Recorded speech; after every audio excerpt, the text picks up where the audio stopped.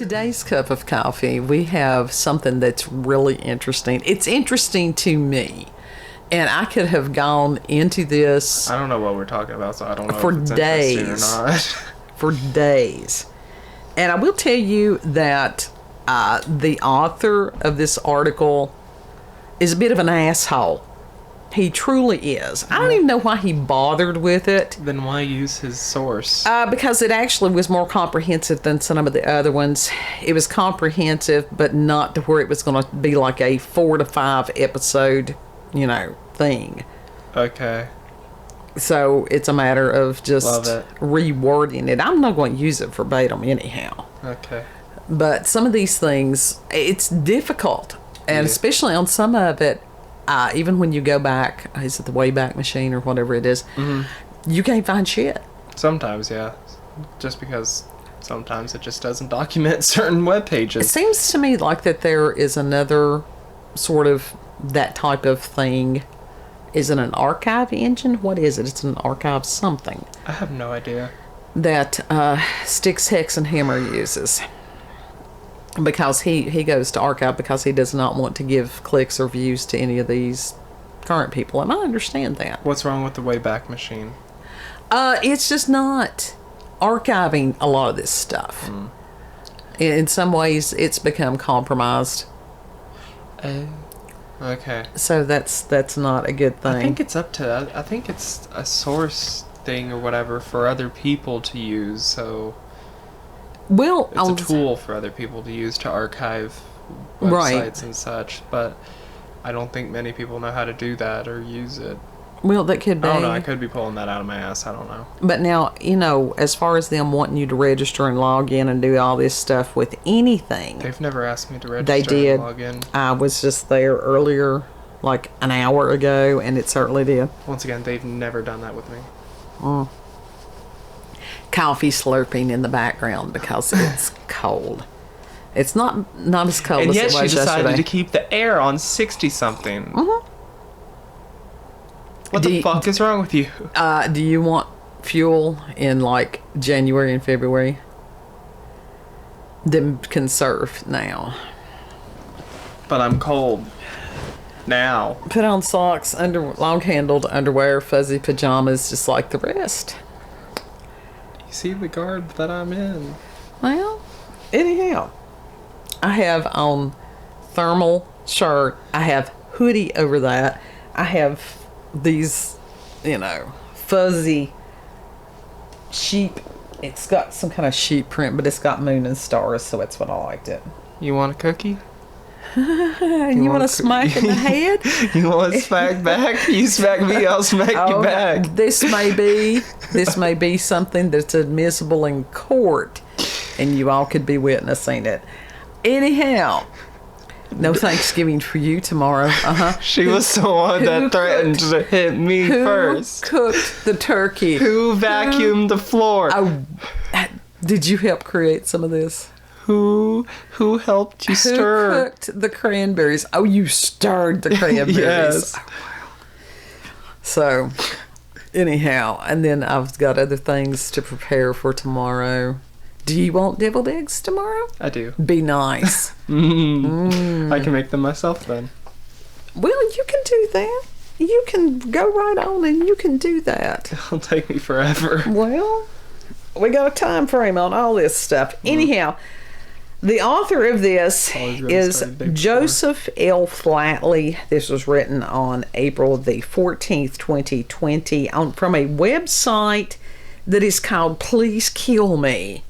Oh, yes. Get your sources from web. And I'm like what the hell is that? And it says, please kill me. This is what's cool. Well, find a different phrase. I hate that phrase. Anyhow, the name of the article is Were We All Brainwashed by the CIA with Sex, Drugs, and Rock and Roll? Were we?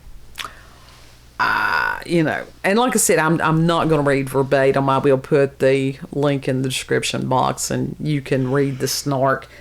I have worked around the snark because some of these people that think they're so brilliant are not. And he's very anti, if you want to call it conspiracy theory, which was a phrase that was made up, I do believe, by the CIA or something like that. It's a disinformation phrase. So, everything is backwards at this point in time. And so he writes, about how LSD and the hippies were invented by the CIA in the 1960s. I have heard that for many years.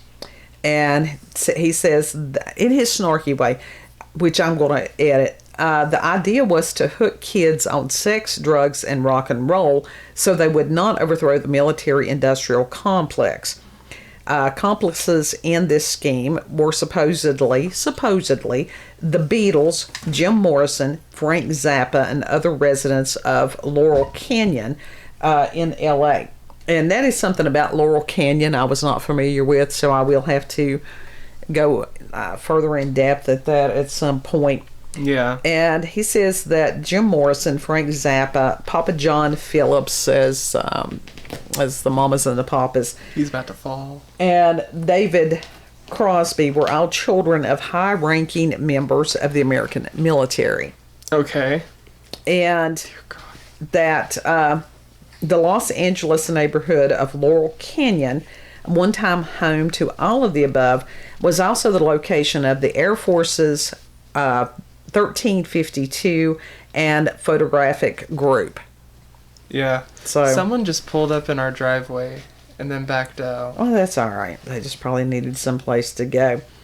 Maybe they smelled the cranberries. It drew them to us. And it, according to, instead of just saying researcher David McGowan, he has to go to the late, of course the man's dead, conspiracy researcher. Okay. Which automatically puts negative connotation on Mr. McGowan. Yeah, I think he did that on purpose. Sure he did. He says that they indicated a military psyop of mind-blowing proportions. McGowan, who died in 2015, laid out the theory on podcast through his website, Center for an Informed America, or CIA, which actually was pretty cool. And also in his book, Weird Scenes Inside the Canyon, Laurel Canyon, Covert Ops, and the Dark Heart of the Hippie Dream. That's sort of hard to get there. Yeah, just a little bit. Well, it's like there's a little bit of a struggle. That's all good. I struggle greatly. Me too. McGowan claims that the hippie movement of the 1960s was conceived in a government lab and as a way to diffuse the anti-war movement. The plan was to hook kids on rock music and hard drugs, taking their minds off revolution in the process. And says perhaps the individual most emblematic was Jim Morrison. And McGowan writes, quote, Morrison essentially arrived on the scene as a fully developed rock star, complete with a backing band, a stage persona, and an impressive collection of songs, enough in fact to fill the Doors' first few albums. How exactly Jim Morrison reinvented himself in such a radical manner remains something of a mystery. Jim Morrison's band arrived on the scene as a fully formed entity, end quote. And then there was another... Wait, do they not understand, how, bands take breaks and then regroup and... No, that's not what he's saying. It was sort of like... that was that they came out of nowhere is basically what he's saying. Uh-huh. Sort of like studio bands. Right. That, or industry plants. Yes, that's exactly what he's alluding to. Okay. And where do these, studio plants come from? I mean, they just find people and put them together sometimes. Exactly. They've always done that. They have always done that. But why? Some bands honestly do, just they're formed and it takes them a minute, but when they finally get recognition from a record label or whatever, and sometimes they honestly do completely change up their whole style before yes, but putting out an album. There is a history usually to those bands. Studio bands, not so much. They just all of a sudden they're there on the scene. They are highly promoted. And we have seen how vulnerable or gullible, whichever you want to say, the public is to whatever is, the perception of whatever is popular. Did you know that J-Lo or Jennifer Lopez was an industry plant originally? That doesn't surprise me. Yeah, but now she's a legend. Yeah, well. She's an icon. Give it 20, 30 years. Because will those people have that staying power, or will they just be, blips on the radar at a certain point? It's been 20, 30 years by now, at this point, that she's been on the scene. No. We're talking after her passing. Oh. I don't know. Right. I mean, Amy Winehouse is still an icon. People still... She was talented. Yeah. I mean, Jennifer Lopez, she's got some talent, too. Anyhow, but I'm not a big fan of her. We're going to get lost in music talk because we could talk about music all day. Can we do a podcast about music? Just talk about our favorite type of music and such like that. What has it got to do with spoopy stuff? Cat is poking holes in my file. Because we were just talking about music. And well, we can. We could do some that are backgrounds with some eerie backgrounds, because a lot of them do have eerie backgrounds. No, I just wanted to talk about music. That was it. No, nothing spooky, nothing. Just talk about music all day. Well, we might could do that at some point. Anyhow, another one that this dude has labeled as a conspiracy author was John Coleman, and that he claims that he first found out how the world really works, and he was being facetious, while serving as an agent of Britain's Special Intelligence Service. After he got out, the story goes that he made it his life's mission to expose the cabal of Jesuit Freemasons, intelligence agencies, and others that secretly run the world on the behest of the Queen of England. Now, there's a lot of people that have that thought. I mean, so I don't think it was just John Coleman. Yeah. It says, that a lot of this stuff... it's not verified. Well, it could be very easily verified whether or not this man was part of Britain's Special Intelligence Service. How would you verify that? You can tell when people worked in something. I don't. You can go back and get the records that they were part of that. Okay, so you could just type in their name or whatever and find it. They usually have to have some kind of an employment record somewhere, so he's saying that you have to go by Coleman's word. Well, what are we doing? We're going by dude's word. What's the difference? And Coleman writes in his book, The Conspirator's Hierarchy, quote, "The phenomenon of the Beatles was a carefully crafted plot to introduce by a conspiratorial body which could not be identified, a highly destructive and divisive element into a large population group targeted for change against its will," end quote. And according to Coleman, the Beatles were the vehicle that social engineers from a think tank called the Tavistock Institute of Human Relations used to manipulate American youth. He labeled this plan the Aquarian conspiracy, and I will have to go and look into that. And Coleman had stated, quote, nobody would have paid much attention to the motley crew from Liverpool, and the 12 atonal system of music that was to follow had it not been for an overabundance of press exposure. The 12 atonal system consisted of heavy repetitive sounds taken from the music of the cult of Dionysus and the Baal priesthood of Adorno, and given a modern flavor by this special friend of the Queen of England, and hence the Committee of 300. Tavistock and its Stanford Research Center created a distinct new breakaway, largely young population group which was persuaded by social engineering and conditioning to believe that the Beatles really were their favorite group. All trigger words devised in the context of rock music were designed for mass control of the new targeted group, the youth of America, end quote. Well, now, we've already discussed as far as frequencies, the use of frequencies as mind control. So, knowing what we do today, does that give more credence to some of this? I think it does. I think it's like, maybe these people weren't so crazy at the time. I don't know, because like they like mind control using the Beatles through their music or whatever. Okay, I've listened to the Beatles before, but they're not a band that I'm gonna be like, oh yes, I want to listen to some Beatles today. I'm gonna binge listen to Beatles. No, I can't do that. But you got to realize, you've got to put it in the context of when this happened. And if you go back into the 60s, and I was going to wait till a little bit later in this to discuss this. If you go back early 60s, and you had like Beach Boys, and you had groups like the Turtles, and the Zombies, and different people like that, and listen to the style of music that it was. And then when you had, it was called the British Invasion, and you had all those guys that came over here. Everything changed. And people's like, well, it had to do with Vietnam.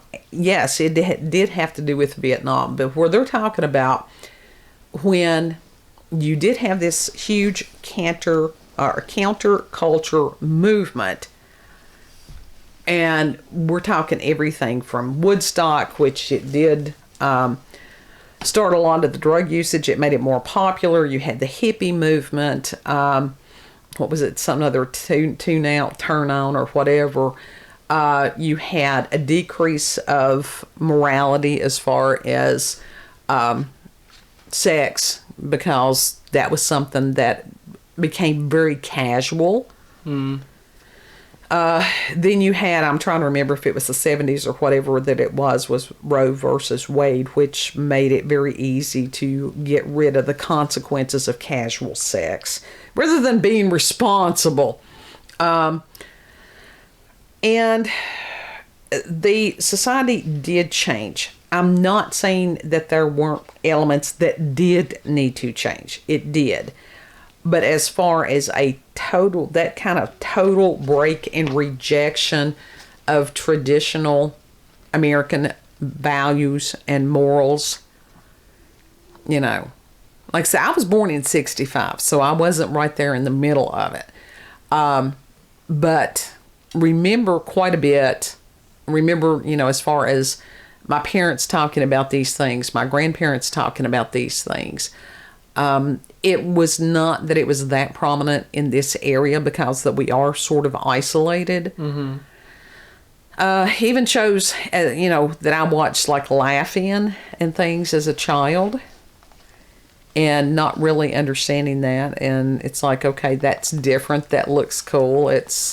And what was interesting, if you go back and watch some of those shows, when they filmed that, it was this close angle, this sort of hypnotic, the camera angles and stuff like that. Mm-hmm. Even as far as the psychedelic colors and shapes and everything. And, combine that with LSD. Yeah, combine that with any hallucinogenic. Right. And that these people at that time were very much encouraged to partake in these things. LSD and stuff was not illegal at that point. Yeah. Let's remember that this was cooked up in a lab someplace.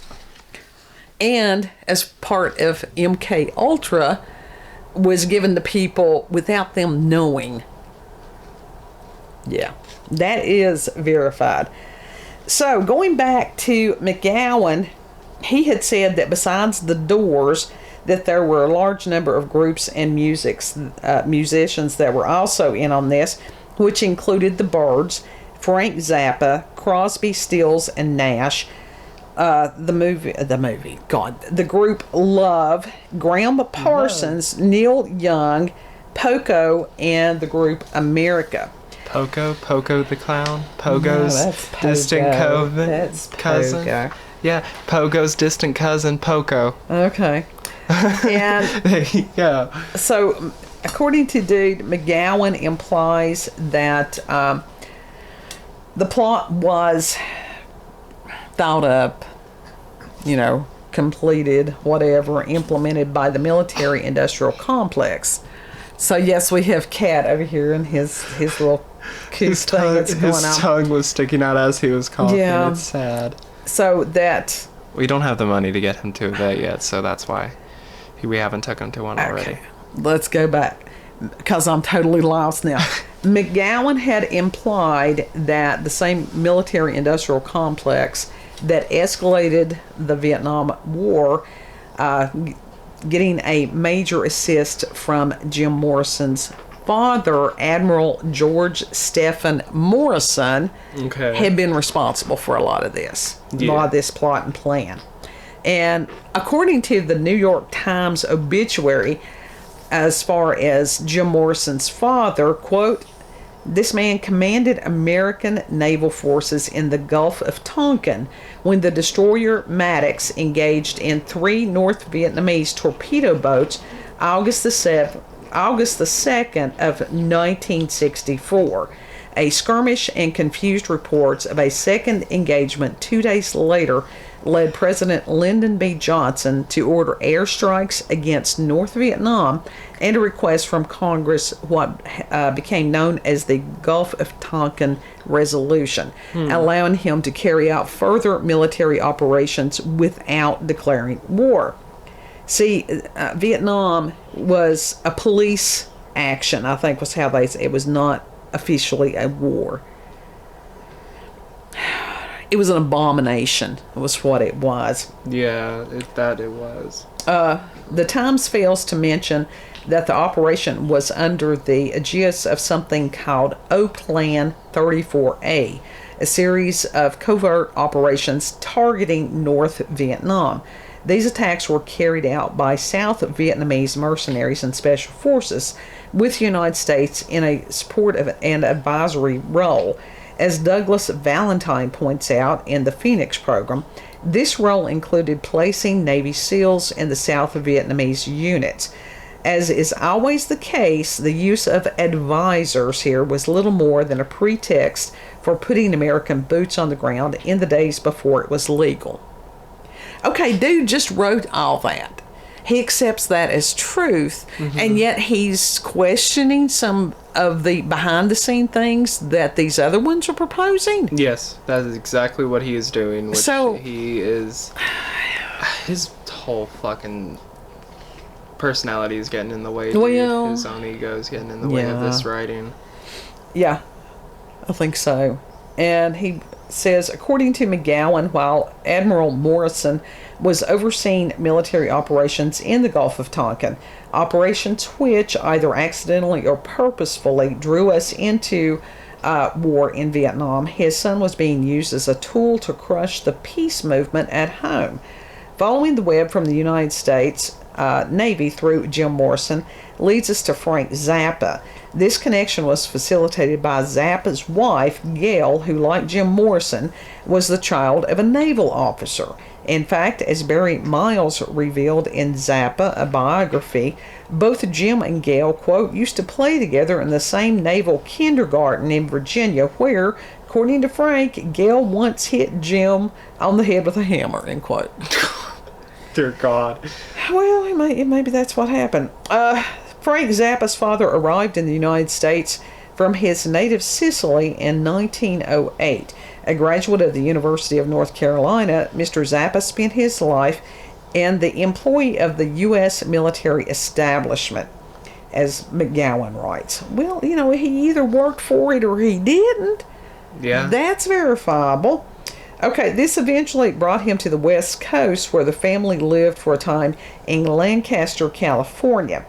McGowan points out that other past residents of Lancaster included Clarence White, who replaced Graham Parsons in The Birds, Dewey Bunnell of A Horse with No Name infamy, Don Van Vliet.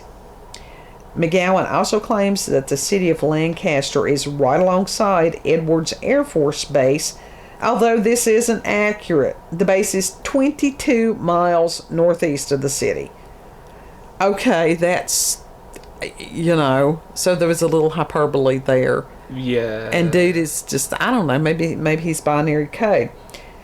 it says that it does so happen that Area 51 is under the administration of Edwards Air Force Base. Okay.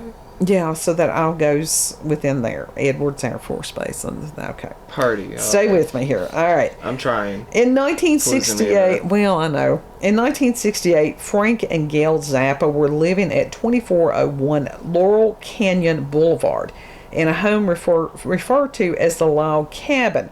This structure began life as a roadhouse in the early 20th century and was later the home to silent movie cowboy Tom Mix and his horse Tony.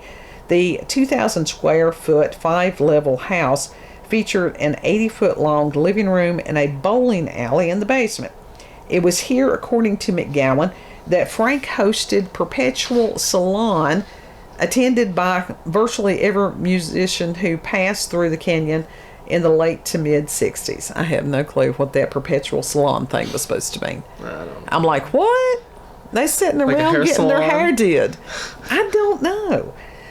McGowan portrays Zappa as, quote, a rigidly authoritarian control freak and a supporter of U.S. military actions in Southeast Asia, end quote, who used his role as producer, label head, and one of the most famous freaks in America to bring down the anti-war movement.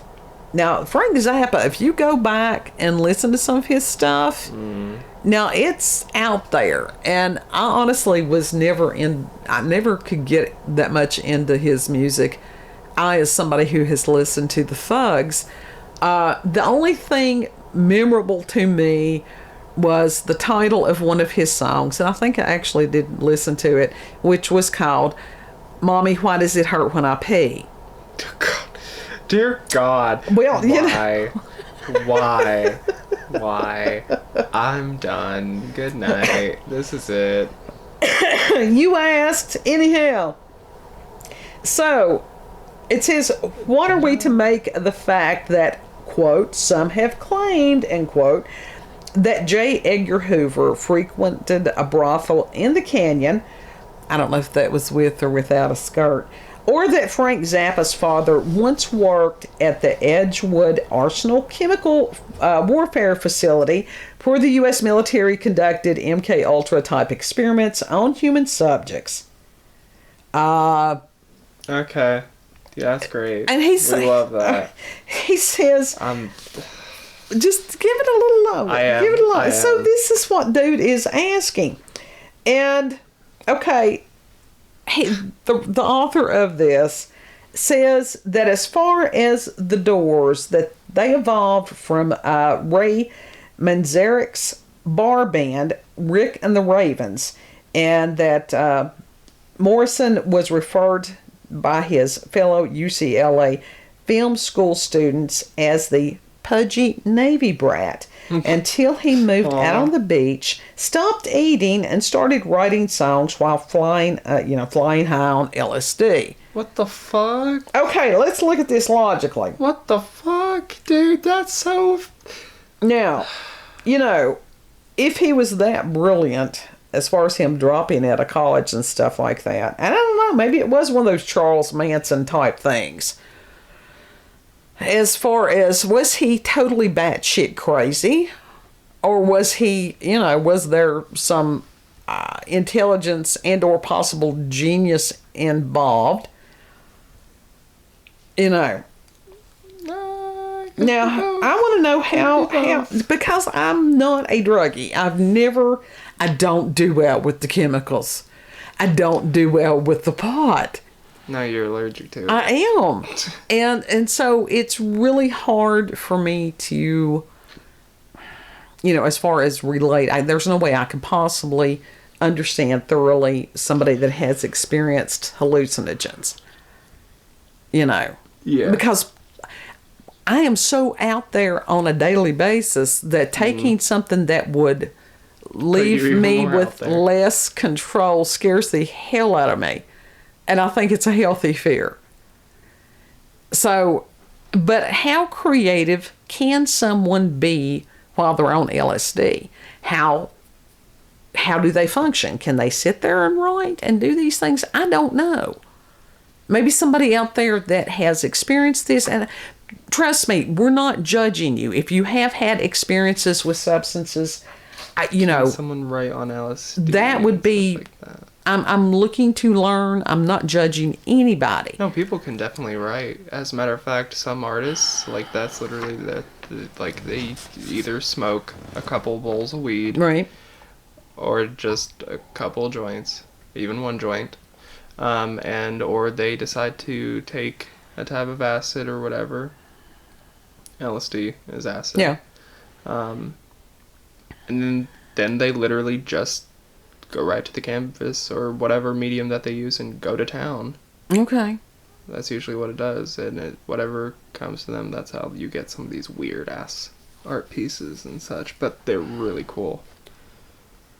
Okay. I mean, I'm just questioning because I don't understand how that works and whether somebody would be able to function or not on those. So think one of your paintings. You know how you do abstract paintings Yes. and such like that? Like that one behind you. Yes. Think of that, but with color. I've got rather some than that have monotone color. gray. Like that painting in specific. Like that's... Some people have actually done that with these really, really bright colors. Almost neon, but not quite. Right. Super vibrant. Interesting. Super pigmented. Interesting. But anyhow, dude here finally goes back and he's saying that McGowan and some of these conspiracy people that they've missed the point. And he says that Laurel Canyon, that scene at its heart, was built by the sons and daughters of the military-industrial complex, many of whom were relatively well-to-do and or lucky enough to circumvent the draft. Yeah, that luck. That took a lot of luck. Yeah. Who formed their own little community for a brief time in a very special place. It was oftentimes very dysfunctional. And it didn't last very long. But while it did, it was rather remarkable. Now, I think that dude is deluded. No, He was talking about these other people and the conspiracy theorists and... I really did not like that. Well, I don't like his ego. Like, seriously, his own opinions got in the way too much. So yeah, I agree with it. And you agree with his writing, or no, you agree with I me agree on with that? your opinion on that. Okay. And it's like, I don't know. It makes you wonder if his is not trying to throw people off of the trail. No, I think he's just a bitter bastard Well, that could be too. and wants to take the fun out of everything. Because I'm telling you, and it's, I do this thing as far as how society has changed by looking at music, and I've gone down that rabbit hole with you many times over the years. Mm-hmm. You hate a lot of my music. And I'm not hating on your music. It's not my musical style, taste, whatever. Yeah. There are things that and I'm like, look, you enjoy this person. I'm glad you enjoy this person.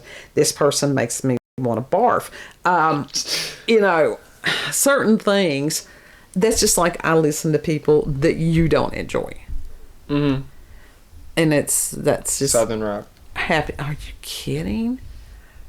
Are you kidding? It's coming back. We're in the 70s again, and there is evidence of new versions of Southern rock coming back. If you make me listen as to Southern evidenced rock, by Kid Rock's latest release. If you haven't heard it, go listen to it. It's kick-ass. If you make me listen to Southern rock, I will make you listen to the old-timey I haven't country forced music. you to listen. I grew up on that shit. Exactly.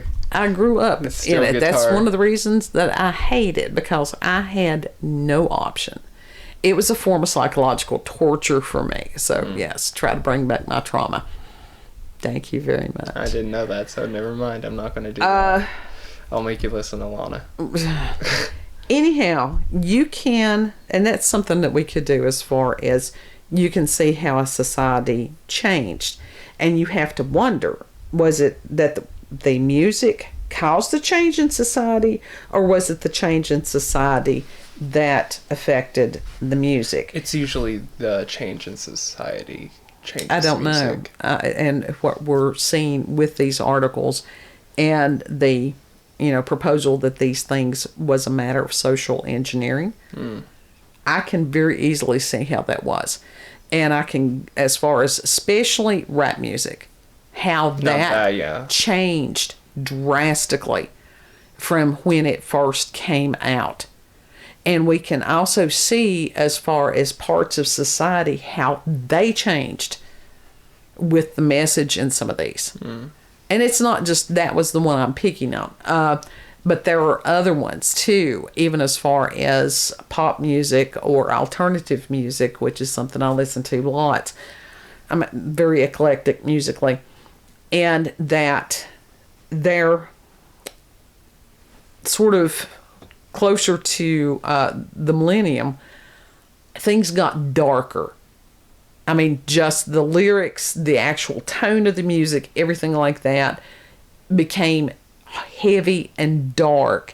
And the music today, a lot of it, it's like, oh my God, I can't even. And a lot of people can't even. This is why a lot of people are going back listening to oldies or whatever. Yeah, a lot of the music that they come out with now is trash, but once in a while, which is very few and far in between, you'll find a gem. Yeah. But even as far as the possibility that there were frequencies, not just the actual programming, which it is interesting that it's called programming, that comes from the TVs. And we went through that just a few cups back. Television programs. Yeah, that there is an actual frequency that goes along with the social engineering programs. It's kind of horrifying. Yeah. Look at the news network. Yeah. Now that is social engineering. All of it is. So, what you do. But Jim Morrison, Regress. It was interesting because there's lots of other articles and stuff about Jim Morrison. I've got one open here about his death. There was no autopsy. There was no funeral. There are people that think that he's not dead. Like Elvis? Possibly, and he and Marilyn Monroe almost living on an island someplace. Oh no, Marilyn Monroe she died. She was assassinated, right. There was a funeral for her.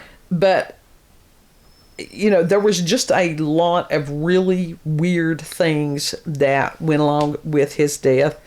I will go ahead and put a link in the description box rather than going and adding on to that.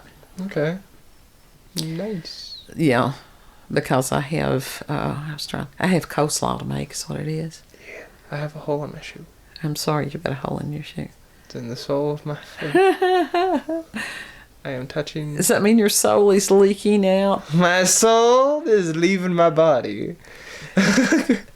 Anyhow, if you all have experiences with paranormal, supernatural encounters with UFOs, aliens, cryptids, conspiracy theories that I may not be aware of, because I thought I knew quite a few of them.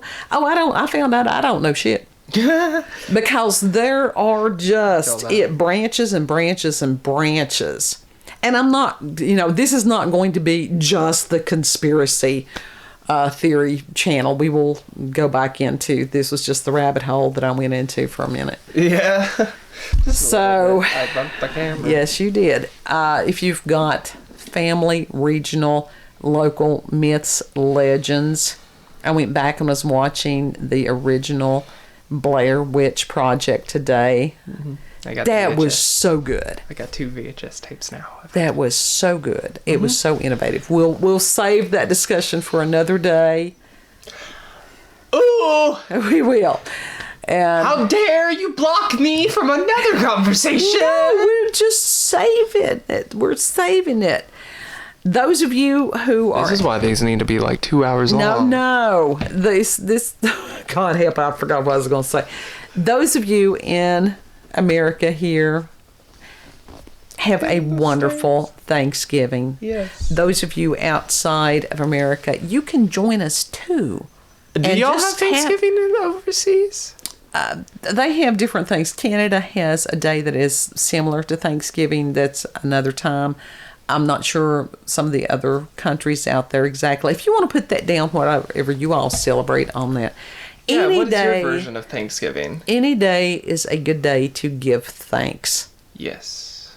And to gather with family and have, feast and fellowship and these things. Yes. So you can eat share. lots of food.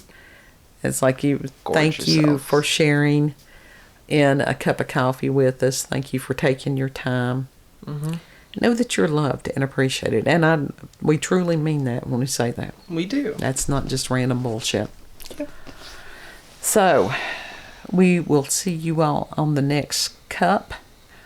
Extra dark roast for everyone for Thanksgiving. And cranberries. I love cranberries. I'm indifferent. I love the cranberries. So we'll see you on the next cup. Don't forget to like, share, comment, and most of all, smack that subscribe button. I don't know what he's going to do. I wasn't doing anything. I was waiting for you to press a button. Bye. Bye.